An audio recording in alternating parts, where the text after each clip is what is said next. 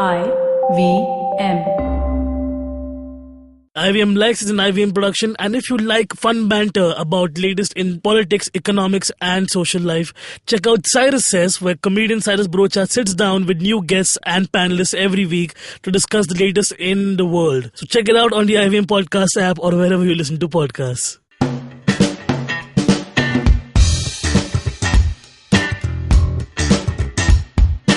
Hello everybody, welcome to IVM Likes. This is your weekly dose of pop culture recommendation from the IVM staffers, where we also discuss cool stuff in entertainment and the world of TV shows, films, you name it, we have it. Or we don't. Today we have Janam with me. Hi. Hi Hello. Janam. Janam's cozy in a Jedi bathrobe. It's cold in here, Which just gets passed around a lot now. It's like an STD now in our office. Also on the show today is Abbas Momin. Hello. Sitting all the way a little far away from the table. What happened? I wonder why. Why it is self-ostracization? Considering STDs are being passed around, I thought I'll just keep distance. Okay, so today we'll be recommending our usual stuff that we usually do. But also at the same time, we'll discuss biopics. On episode 45 of IVM Likes, we had discussed why Indian biopics failed to leave a mark. But now with the release of the Sanju trailer, things look promising. So we'll discuss how we can find more interesting characters to portray on the big screen and how we can work this thing out. So let's start with the recommendations, guys. Abbas, what do you have for us? Sure, I'm recommending a music album today. It's an album that came out very recently. It was released on 30th March. It's by this artist called Casey Musgraves. Okay. And the album's called Golden Hour.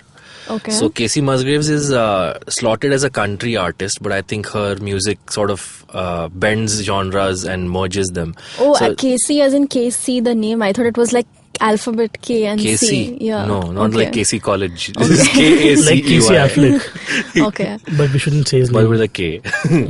Yeah, so it's an album which has it has 13 songs, and all 13 of them are pretty easygoing, chill songs, acoustic-based songs. The theme of the album is having lost someone and then found yourself, or have a relationship gone bad and having moved on and finding inspiration again. It was deep and personal. Yeah, a lot like our IVM daily episode. Yeah, about coping with. So if you are someone who's coped with loss, this album is pretty helpful. The tone of the album is, I won't really say that these are party starter songs, but there are upbeat songs, there are down-tempo songs. Okay. What I like is that Casey keeps the aesthetic of the country genre alive, but then she also uses auto-tune in some parts. She has some really cool guitar licks here and there. So it's a pretty modern album, but it could have easily come out sometime in the 60s or 70s. So it's a very good album. A couple of songs I'll give a shout out to, which are my favorite. The album opener is called Slow Burn. It's about observing the smallest details of life in a very fast moving, hurrying world. There's another song called Space Cowboy, which I love, which is her describing her ex-boyfriend as a space cowboy. There's a song called Velvet Elvis, which is again about one of her relationships and how she viewed the boy. And the one song which has been getting a pretty good chart performance also is one called High Horse, which has some electronic elements, so it's been doing well in clubs around the world. Interesting choice of names for song titles. When you said Space Cowboy, my stoner senses triggered and took me back to this song which I usually listen to when I'm high, is The Joker by Steve Miller Band. Okay. So the opening line of the song is, some people call me the Space Cowboy, some call me the Gangster of Love. So probably from there, Space Cowboy could be inspiration. So that's pretty much it from my side. The album's called Golden Hour. It's by Casey Musgraves. Check it out. Cool. Janam is recommending a band. It's an American indie rock band from Philadelphia. They're called The War on Drugs. You might shouldn't they be from Mexico? Perfect. Sicario. Yeah. So speaking of drugs, this band is The War on Drugs, and you would have seen their name a lot on a lot of festival poster in the last 1 year. And wondering what's happening in the warning section. Yeah. Should I go to this concert, man? Yeah, so this band's really good. I just stumbled upon them and some really, really good music. It's one of the albums sounded a little like John Mayer to me. John Mayer, but more indie and rock. What's happening, guys? We're very acoustic John Mayer indie. Yeah, so I'll just put out some of my favorite songs of theirs. One is called Red Eyes. That's the first song I heard of theirs. Then there's War on Drugs. War on Drugs. Yeah, it's called Red Eyes. Red Eyes, not chlorine. It's Mary Jane. Yeah, so then there's a song called Burning, which is really good. Okay. It's Red Eyes Burning. Yeah. Sensation. Is that another song? There's Under the Drops. Pressure. There's Eyes to the Wind and Come to the City. So yeah, these are a few of the songs you can check out. It's all like stoner lingos turn into songs. It's like How old are they? Like when were they formed? A little, I think about 7-8 years back. Okay. Yeah. Fairly new then. Yeah. And I think the last time I read somewhere that the lead vocalist of the band, Adam Granduciel, I think that's how you pronounce his surname. He's dating Kristen Ritter, who plays Jessica Jones. Okay. Yeah. People get around, man. Yeah. And she was in Breaking Bad. Yeah. Which was about drugs. Yeah. All makes sense now. All makes sense now. Also, Jessica Jones also has some drug references in there. Okay. So Of course, it's New York. yeah. Okay, so my recommendation for today is a BBC TV series. It's a mini documentary series called Kunk on Britain. Kunk on Britain, more like. So it's about, it's not about, like, it's basically Philomena Kunk. She's a very famous comedian who does mockumentary series, and she's been on a lot of talk shows and otherwise. And so the show's all just her going around different parts of Britain. You know, like, mocking the whole documentary way of doing things when they do like a historical look at stuff, and it's very beautifully written. It's like if you understand wry British humor, you'll have a blast. It's been only like 4 episodes in now. It just came out 1st April, and there's been only 3-4 episodes, but I highly recommend you all to watch the first 3 episodes and get that, like, you can make anything funny if you just really write the right way. Right. Like, for example, she'll do a joke about there have been many kings across Britain, but the one we remember the best is King Henry VIII. Why would we remember him? Because he's the kingliest of king who ever kinged over Britain. For one, he's a fat guy, so he's in our memory a little longer. Also, he was addicted to getting married to women. He married Catherine throughout his life. And in fact, he was such a idiot that he married so many Catherines. He was a Catherineaholic, Catholic for short. So it's just like, it's beautiful writing. Nice. Like, there's one segment in the opening where she does, like, we're going to do a proper understanding of how Britain culture came to be. We'll start our sentences in one location and cut to a different location, and she actually is in a different location actually, and end them in different locations. It's like this beautiful transition with camera work, all of that. Like, one more line that I recently shared on my Facebook wall as well was that in the Middle Ages, the rich used to live in castles, the poor people used to only survive on wine and bread. So it was a very difficult time for gluten intolerant people, but then the middle class did not exist, so it's okay. So it's just like, it's beautiful way of like portraying the understanding of where British culture comes from, but also like, like they talk about the tendency to rule the seas and everything, and how throughout the whole conversation she's just saying that we are the best, like, like when the Big Bang happened, we were on the map already, so like everybody else came from us, that kind of. So very subtle hint at like how, because it's taken up after the whole separation from the EU, after Brexit happened. So like, now that we are on our own, let's figure out who we are, sort of thing.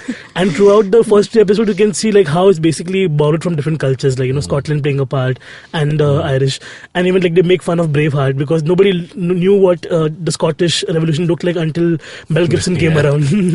So definitely check it out. It's going to be, I think, at least 4 more episodes by the end of this series, and it's still on. It's still on. It's going on right now. So yeah, Kunk on Britain. CUNK Kunk on Britain. All right. Nice. Check it out. Okay, so those were our recommendations, but we also have a quick guest recommendation on this episode. We have Chuck, also known as Deepak Gopalakrishnan, which is too many words, from Simplified, telling us about his new favorite TV show. Hi, this is Chuck. You might know me as 1/3 of Simplified, and if you don't, then check out Simplified. I'm here to recommend a TV show that I really, really like.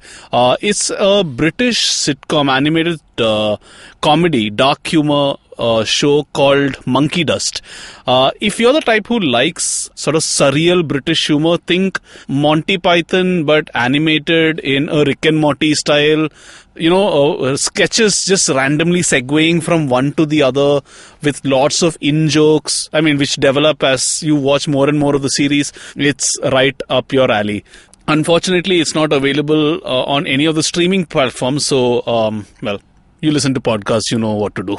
So anyway, that's my recommendation. And what I find awesome is that this is yet another of the smoked up great shows that BBC has brought out.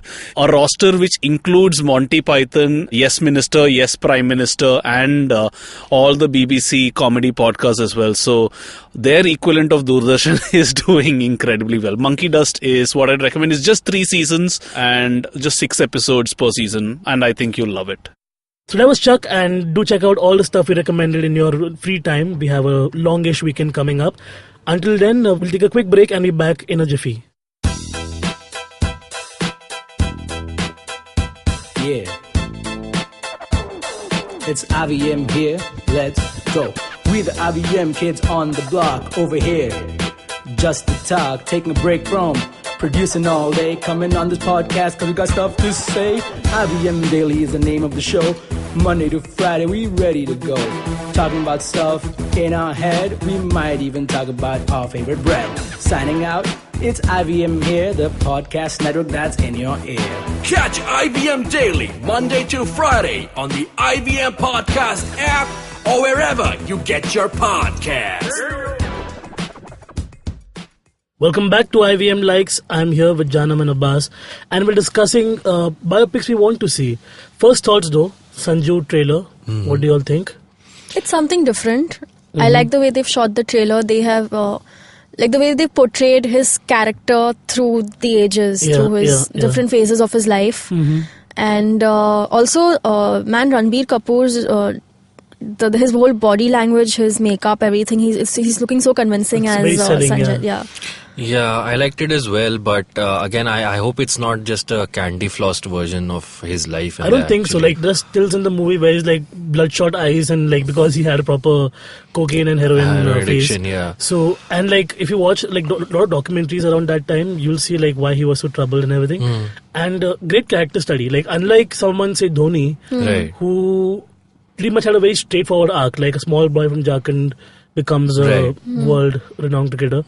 But this guy is like, he's been conflicted with like regards to politics, with regards to his family. Yeah, that's what. And like when he was arrested for the arms possession, I mean, there was a lot of politics behind it also. So I hope they portray it as it is. And it's a Rajkumar Hirani film. Like if nothing else, we can be rest assured that this guy at least knows the craft of filmmaking well enough to deliver something. And has a personal relationship with Sanjay, so I think. And the reason is because I've always had a brunt with Ranbir Kapoor not going out of his box or that entitled nepotistic zone of being like the street sugar candy boy who's clueless in life. Now I think he's finally stepping out doing this. So let's see if he turns it out. As one of our comic friends Gaurav Kapoor says in his material के आप हमेशा देखो film में एक लड़का होता है जो नौकरी करता है फिर उसको रियलाइज होता है कि उसको लाइफ में कुछ करना चाहिए वो हमेशा Ranbir Kapoor Good imitation. Thanks. Okay, so but like who are the others like you would like to see transition like on the big screen as a biopic character? You mean like clean people also? I mean, no, like, interesting personalities. Caste system is not there in biopics. I would really like to see a biopic on Madhubala. Okay. Yeah, because she was like the movie star before movie stars were like. She was probably our first big major female movie star. Marilyn Monroe. Yeah. And she, I mean, this is a time where especially female actors had to be very secret about what they were doing in their personal lives. And they had to portray a completely whitewash version of themselves on screen. So Madhubala has had a lot of issues with her depression. She was also addicted to pills.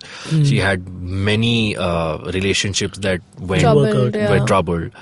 But all of this, when you see her on screen, she has a very bright presence. So if we could see a glimpse into who do you see being that's a very difficult question.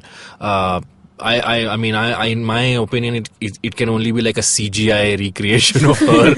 Because see, like when you have like this role tool, when James Franco now went Tommy Wiseau, right? Or like when Jim Carrey went Andy Kaufman, like they lost themselves in characters so much that you have to have like an acting caliber. That's one. Then you have to become that personality and act like them as well, which is an added onus. True. From the whole flair of Indian actresses we have, we'll have to probably like Vidya Balan is the only one capable of pulling this off. Yeah, and who has a bit of an old world charm, I think. Yeah. So like we'll have to work around. Yeah. that, because then like she'll have to like probably lose a lot of weight.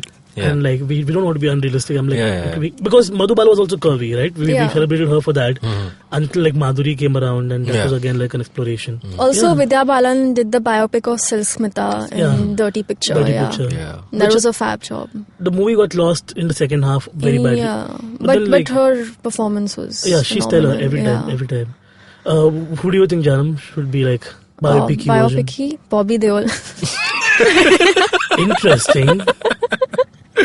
Dunya Hasino Ka Mela. I'd love to see Bobby Deol play himself in his biopic. Yeah, I don't see anybody else doing it. And they should keep the whole shoot a Gupt affair. Not tell us about it. Yeah, this will be interesting. But I'm looking forward to Modi's biopic. Which Modi be more? Yeah. Lalit Modi, Nirav Modi, or our Supreme Leader? Our Supreme Leader. Okay. Yeah. Hail to him. Actually, I'm mostly looking forward to it because of Paresh Rawal. I've loved Paresh Rawal as an actor. Yeah, So but like, you know, Paresh Rawal over the past 2 years, like him and Anupam Kher, Like I just see propaganda stamped all over it. Yeah, like, you know, you grow up liking these actors so much, and it's like one of those deranged uncles who gets you chocolates every week, and then like you meet him actually, like he comes and stays over to your house, and like, oh, He's a creep. he's a weirdo, yeah. So that's what's happening right now with regard to those actors. But like, Paresh Rawal has very, like, you know, starking resemblance also to the Supreme Leader. So I think he'll be able to pull it off. Yeah. And Sachin Tendulkar also. I think he's like way like god of cricket. So Who would be you interesting. see playing Sachin on screen? I'm not sure. Because Sachin doesn't have those very heroic features. As Right. such. Yeah. It has to be Rajpal like, Yadav? I don't know. I don't know why. Rajpal Yadav himself is in like a lot of court cases right now. Yes. But yeah, so if you have Okay, to play maybe Rajpal Yadav. If he's in court cases, then his biopic. Oh yeah. Poor guy, yeah. He's tried to make movies and failed miserably. That's what happens. What about you, Naveen? I like in India, there's a lot of weird personalities. Like one that was Charles Shobraj did become a biopic, but then like it was not that great again. Okay. But I I want a reboot of Bandit Queen, but with like proper understanding of how she came to be. Or like I'm very intrigued in like, you know, gangster personalities in general, like, you know, Goodfellas, all of that, like Martin Scorsese's whole Robert De Niro's, all of that, like, you know. So if they could do a proper Virappan movie also, because these guys are like, you know, like both Bandit Queen and Virappan, they have taken advantage of a geographical difficulty to create like their own gangs. Their own gang, that's true. That's quite intriguing for me, like to understand how they did it. Like, you know, it's not like we see them in media res, understanding like how their life is going around and they're bad people. But as amazing as Seema Biswas was in the movie earlier, I think there should be like a better understanding of, because, you know, we don't have like a lot of these growing up years look at biopics. We just meet, like, we have the classic, like, you know, Manmohan Desai, bachon mein ek tragedy hua, and then suddenly they grow up. That's true. Yeah. So, like, if you look at Forrest Gump, for example, it's not a biopic, but like the transition through which he goes through, that makes the character more endearing towards the end as well. And if somebody is as bad as somebody, like we portray them on the media, they are dual characters, they have personalities. I would like to watch that. So yeah, mostly the gangsters of India. I mean, gangster Can you name biopic? a few? Like who? Yeah, like, I was gonna name Chota one. Shakil, Dawood Ibrahim. Oh yeah. Yeah, I think I get up. what Naveen is saying is that we kind of treat these as cash grabs. So as soon as we'll make a very cliche script of a gangster movie and sell it with item songs and all that, but to actually understand the psyche of such a person. For example, my best friend's father was once like, you know, when his passport work was happening way back, he was in Bombay, and Maya Dolas was brought into the police custody back then. Maya Dolas is a guy who was played by Vivek Oberoi in Shootout at Lokhandwala. Yeah. But that guy was lanky as hell, right? And my friend's dad is like, he's quite like, you know, descriptive, and he tells me everything about him, like a half-button shirt, loose, lanky dude. And he comes inside the cop station and asks for tea or water to some junior police officer. When he doesn't get it, he slaps him in front of all the cops, okay? And nobody says anything because they know who he is. I mean, like, these are parts of his life which we don't get to see on the big screen. So I would like to see that. What about people like Vijay Mallya? Vijay Mallya too, yeah? Like, you know, like just somebody who has the audacity to, like, you know, trick everybody and like have this whole charade going for the longest time with his like bikini models on the Kingfisher calendar, the air hostesses on the, like, you know, the whole luxury that he was selling. Like, in many ways, like the wolf over here, but like terribly messed up. So I find ups really interesting. Right.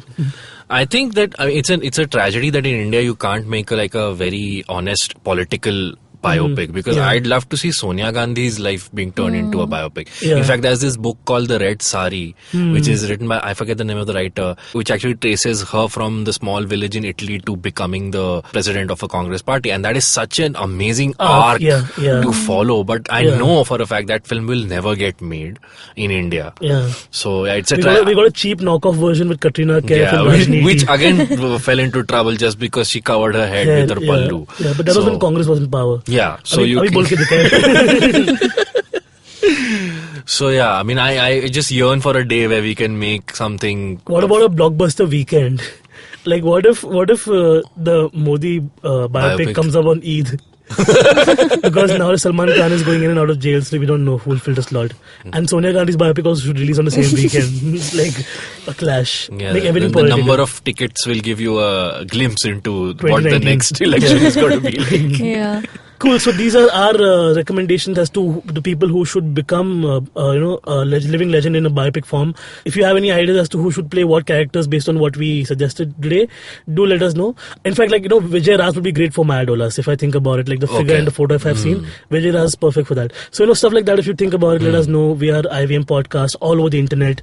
You can talk to me at House of Narona on Twitter and Instagram. I'm at the rate Janam Devan. And I'm at Abbas Moment. And we'll see you next week. Bye bye. Bye bye.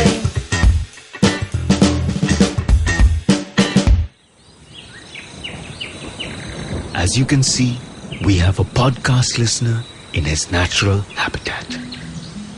Billions of years of evolution have led him to this point. He's on his way to work, and listening to podcasts makes his miserable day better. He will now head to work and use all his knowledge to communicate with other colleagues and possibly future mates. You can find more of his species on ivmpodcasts.com, your one-stop destination where you can check out all the coolest Indian podcasts. Happy listening.